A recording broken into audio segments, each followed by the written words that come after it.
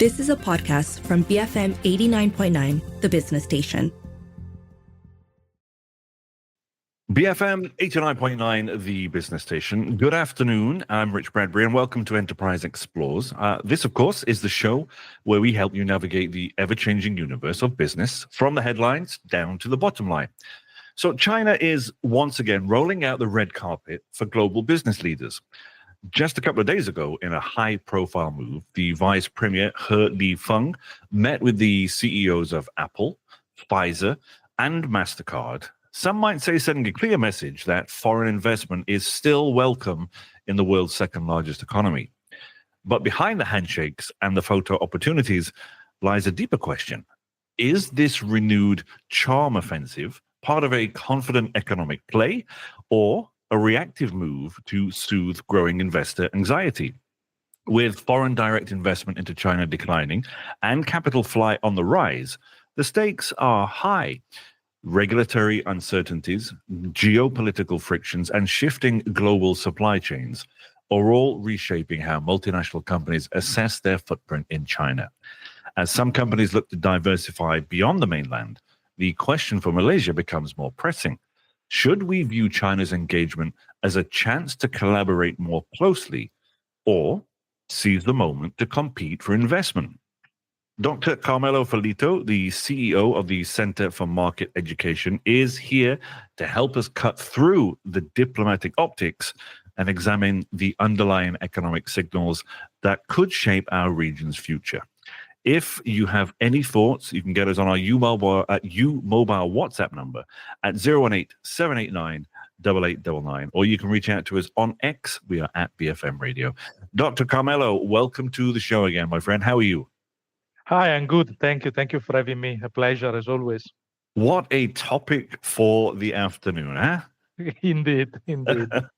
Okay, so let's just jump straight in. And what do you think Vice Premier He Lifeng's recent meeting with the CEOs of Apple, Pfizer, and Mastercard signal about China's current economic strategy? Is this proactive outreach or a response to investor concerns? Well, I tend to see this as a response to investors' concern. So we have seen the role of China as an investment destination in decline, in particular since COVID-19.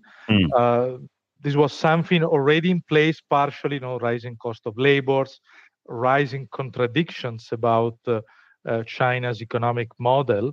But I think the behavior that China government followed precisely during the pandemic has raised a flag to the investors. So this is a place in which negative radical decisions can be taken, and there is not much to be discussed there. Right. So together with all the other factors like declining demographic, and again, as I mentioned, a contradictory economic development model, rising cost of labor. Is this still the market where to be? So somehow the COVID policy has, let's say, strengthened the signals that were coming from other smaller signals. Okay. Would you say then that foreign firms are kind of taking this messaging seriously, or are they becoming a little bit more skeptical of China's long-term intentions? I think skepticism is there. Investors are probably more cautious. Right. I think that whoever has experience in doing business in China knows that it is a market with a lot of contradictions. It's a market in which it's difficult to play, it's difficult to operate. Not only the institutional framework, but business culture is different.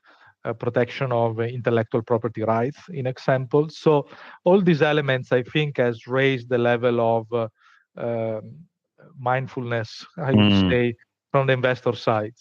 Well chosen words, Doctor. Now, how would you say then that this latest effort to attract foreign investment compares to the previous charm offensives, like just after joining the WTO or during the post-COVID reopening? I think that the past attempts were like a radical change in China economic model. So there was the clear decision to open the country strategically. So it was clear that China had to gain from this. So was like a triumphant march toward a new economic idea. Now, I think instead is really the fear that they are losing something, Right. that they may lose something, that investors may go somewhere else. Also, and I think this is a factor that is not so often emphasized. Although China tend to stress on the importance of the domestic market, let's not forget that it's an economy, it's a country that is stagnating from the demographic perspective. And this is a source of concern if you look at the market in a long-term perspective. So there's a bit of a contrast between the kind of earlier confidence and the latest kind of defensive tone, you might say. Yes, I believe so. It was a strategic opening at that time. Yeah. Meanwhile, many things happen, and now we're trying to gain some territory. But this is important. If you run the parallel with the fall of communism in Eastern Europe in the 1990s, so what that experience has taught us is that the change of economic model doesn't work if you don't embrace also an institutional and cultural change. Right. So there are three pillars of change that go together: institutions, culture, and the economy. And if you don't make an effort to embrace these holistically, then you come out with somehow a monster in between. Okay. And that kind of brings us to actual investment landscape on the ground. And despite China's reassurances, FDI inflows have been declining and capital flight appears to be increasing. What do you think are the main reasons behind this trend? So one reason is obviously the fact that economic growth in China has brought rising wages and rising concerns about labor regulation, and those investors that were in the country only to exploit cheap labor eventually have moved somewhere else. Right. About Vietnam, Indonesia, and so on. And this is one, and probably the first element that started to arise even before COVID. Then I believe is again the awareness, the rising awareness that China has not fully embraced an approach to openness and freedom. So the idea that policies before being implemented in a clear discussion with the stakeholders. And this is the second element. The third is the rising conflicts, economic conflicts between US and China. And investors tend to move away from the fire, so to speak. Okay, I think we'll pick more up on that when we come back after these messages. Obviously, I've got a couple more questions looking at MNCs and particularly weighing regulatory uncertainty.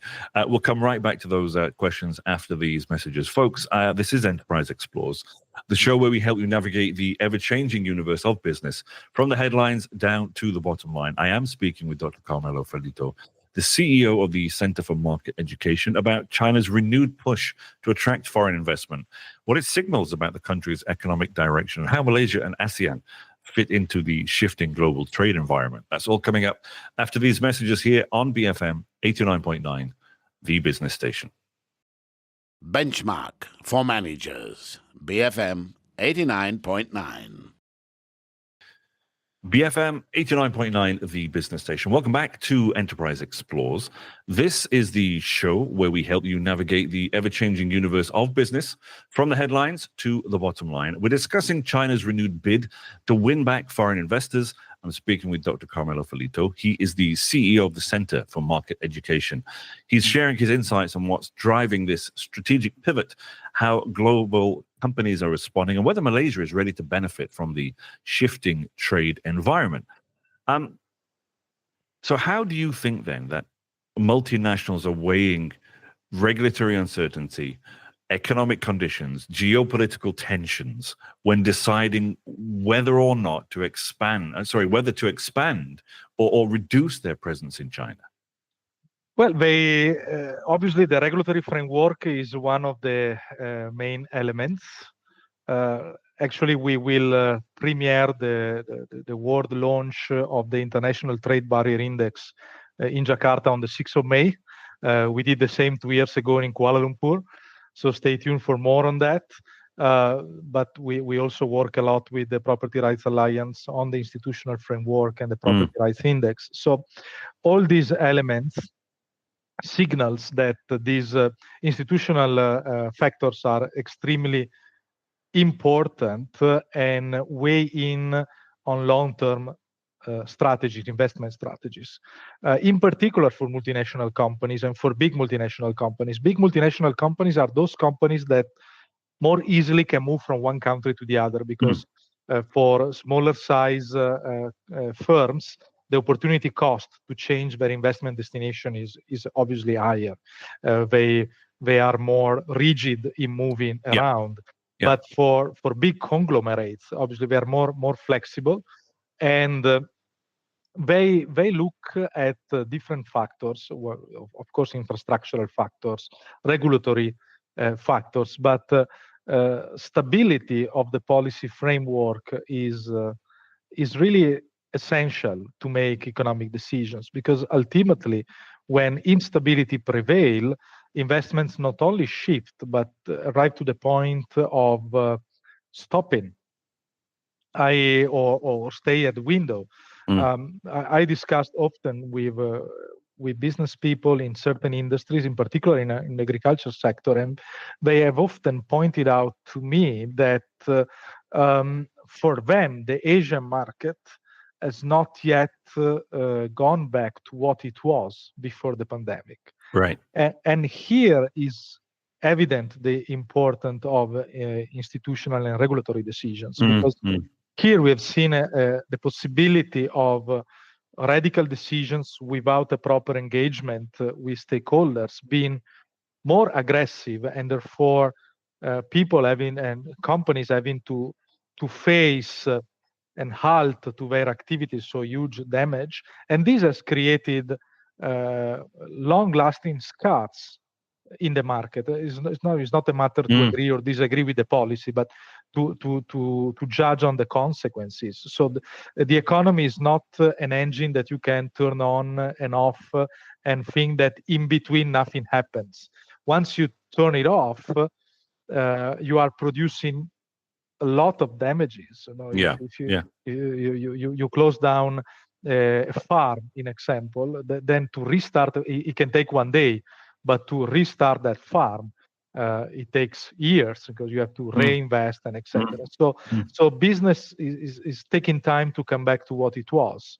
And I think firms are more conscious about making investment in this region, and in particular in China, looking at the way in which decisions are taken and the potential interference that governments can have on business decisions. It doesn't mean that governments necessarily exercise that interference, but they have demonstrated that they have the power to exercise it. So when you realize that, then it becomes a potential halt to your investment decisions. So clearly being cautious, the MNCs, it's like they have 1 foot in, but they're not doubling down. Exactly. When they are not eventually rolling back. All right. Would you say, I mean, you mentioned farming there, but would you say there are particular sectors where investor confidence in China remains strong, or is the hesitation more widespread across many industries? I think the hesitation is quite widespread. The scenario of uncertainty, and this is not only due to China, but is due to multiple factors, is really generalized. And you see, it's not just China with its own contradiction, US with the new tariff policies, is also Europe, the way in which Europe is starting or thinking to conceive its role in the future, On the other side, you have this big unexploited potential, which is ASEAN as an economic bloc that struggles to find a unified identity. So this is keeping, investors a little bit at bay, making them more cautious about where to go, because it seems that no place is really perfect or immune from the uncertainty we are living in. Okay, so let's kind of bring the focus back to this particular region now, and in particular Malaysia. So with some companies looking to diversify away from China, is Malaysia in a good position to benefit, or are countries like Vietnam and Indonesia better prepared, would you say? You see, I do regularly comparative analysis between these three countries, and it seems that none of them is making that step to play the big cards, Right. making that brave measure to say, with this measure, I can really take it all. Right. Imagine, and we are publishing a papers on Indonesia's FDI's ecosystem on the 10th of April. Imagine what Indonesia could achieve if they would remove the minimum paid up capital requirements. So you have a big market, you have labor, you have a huge potential that remains unexploited. But it seems that rather than realizing what has to be done, they do exactly the opposite, and they build the competitive advantages of their neighbors. Right. Yet Vietnam remains very critical from the institutional perspective for the same reason of China.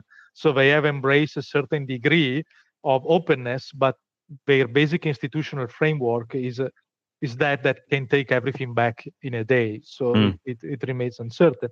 Malaysia is somewhere there in the middle, is openness, but recently, in the past years, some moves have been done to increase or let's say make the ecosystem less favorable for foreigners, like higher taxation, higher difficulties to find labor for the manufacturing sector or the F&B sector. So everybody remains stuck in its own contradiction, and nobody, again, really wants to play that move that say, let's take these investments out of China and we can become the next China. With that lovely bombshell, let's take a short break. We'll be right back in a few moments, of course. You're tuned into Enterprise Explores here on BFM 89.9, the business station. Bring forth money. BFM 89.9. BFM 89.9, the business station. Welcome back to Enterprise Explores. It is the show where we help you navigate the ever-changing universe of business from the headlines to the bottom line. Today, we're discussing China's renewed bid to win back foreign investors. I'm speaking with Dr. Carmelo Ferlito. He is the CEO of the Center for Market Education, sharing insights on what's driving this strategic pivot, how global companies are responding, and whether Malaysia is ready to benefit from the shifting trade environment. Do you think then, Dr. Carmelo, that should Malaysia view China's renewed engagement with the MNCs as a signal to collaborate more closely, or should it see this as an opportunity to compete for investment? I believe in this second option. China's move is obviously a defensive move. Yeah. And Malaysia in this moment is chairing ASEAN, so is really in a privileged role to lead this bloc to be a serious economic competitor in the capacity to attract FDIs, to attract investors, maybe also with some more commonly oriented strategy from the policy perspective. I have in mind, in example, liberalization of movement of labor within the region. That would be a great move, I believe, to attract investors. So you can create, a scenario in which investors and also workers can benefit by the greater openness of the labor market. And if there was this kind of consciousness, really this bloc could compete seriously. Again, I struggle to see this happening, but I would like really to see it happening. It feels like, Malaysia can kind of do both almost, collaborate when it makes sense, but kind of compete with confidence. Yeah, it makes sense. I mean, China remains a very important trading partner for Malaysia, so it's good to cooperate when it's possible to cooperate, and it's good to compete when it's healthy to compete. But the way in which Malaysia can play that competition, I mean, has to be very realistic. Malaysia has a minuscule, very, very tiny market compared to China, obviously. The market is mature. There is no availability of labor, let's say with basic skills, but only we have an overabundance of highly qualified labor, which is good for Malaysia. So where Malaysia can compete is on the institutional framework. Is there where you can build the advantage. Right. And Malaysia realized this many decades ago when implemented the principal hub scheme under MIDA. What's the principal hub scheme if not the realization that this is a good place to build a regional hub? So to recognize that it's important to be in Malaysia, not just for Malaysia, but because from here you can exercise a leading role for your business for the entire region. This dates back, I think, to the 1990s, if I'm not mistaken. So this awareness was there. We just need to rediscover that and to rebuild, remodernize those ideas which were great ideas. MIDA is really an institution which is doing a fantastic job in trying to facilitate the work of foreign companies. I must admit that. And so build more on that. Just a few more questions for you, Dr. Carmelo. Are we seeing then a real shift in global supply chains where Malaysia and other ASEAN countries are becoming part of a China plus one strategy? I think not yet. We are observing telluric movements, I would say. So the earth is shaking, but what is coming out, if a new ocean or a new volcano, is not yet clear. To use a geological. So yes, but gradual. Gradual, yes, and gradual, but telluric movements can bring earthquakes. So we have to see how, if they will be strong earthquakes or not. The scenario is really, really uncertain in a like we haven't seen in probably over a century. I must internationally. I guess then, for the final couple of questions, we should probably get to the bigger picture and what this all means for China's future role in the global economy. Are they still the world's primary economic growth, and to use your phrase, engine, or are we seeing a broader shift towards multiple centers of growth globally?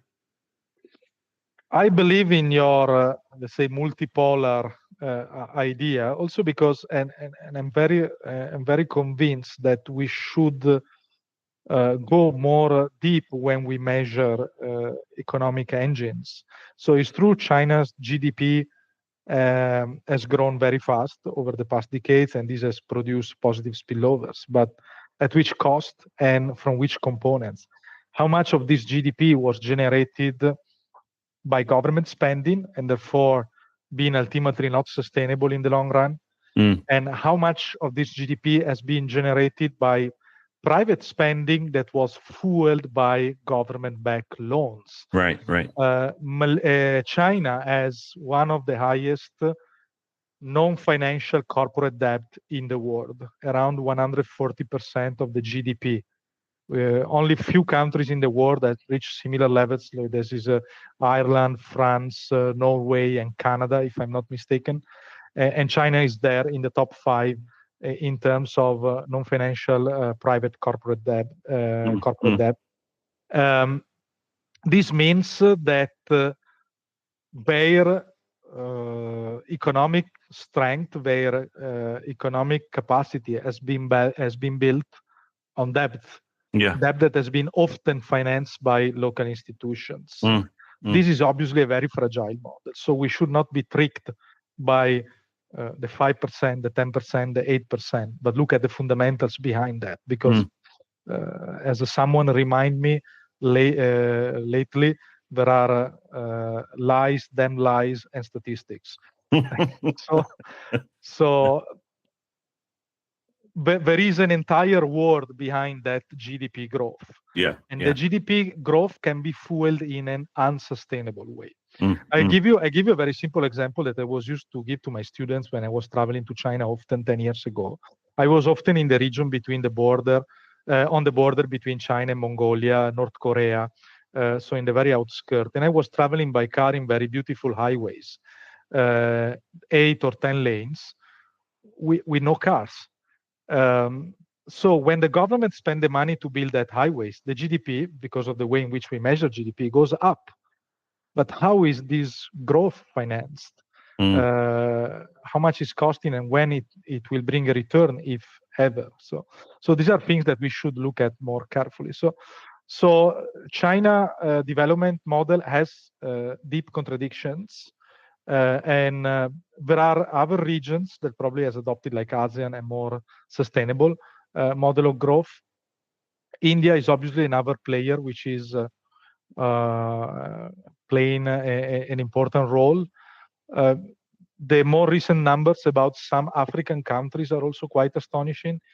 So really, the world is getting multipolar also in terms of economic growth. Right. Okay.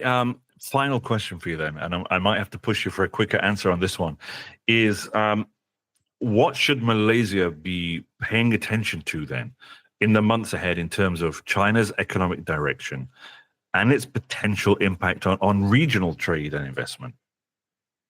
So China remains a very primary trading partner for Malaysia, and Malaysia can keep on exploiting that, but Malaysia should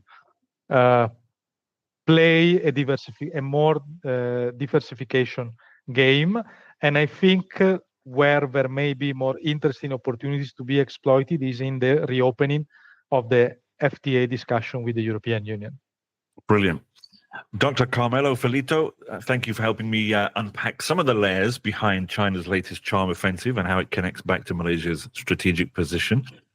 So as the global economy continues to shift, it's clear that we need to be alert not just to the headlines, but to the deeper movement shaping trade, investment, and growth in this region. If you missed any part of this conversation, you can catch the podcast on our website at bfm.my or download the BFM app. You can also find our shows on Spotify, Apple Podcasts, and other podcast players. Just search for Enterprise Explores. I'm Rich Bradbury. Keep it here on BFM 89.9, the business station. You have been listening to a podcast from BFM 89.9, the business station. For more stories of the same kind, download the BFM app.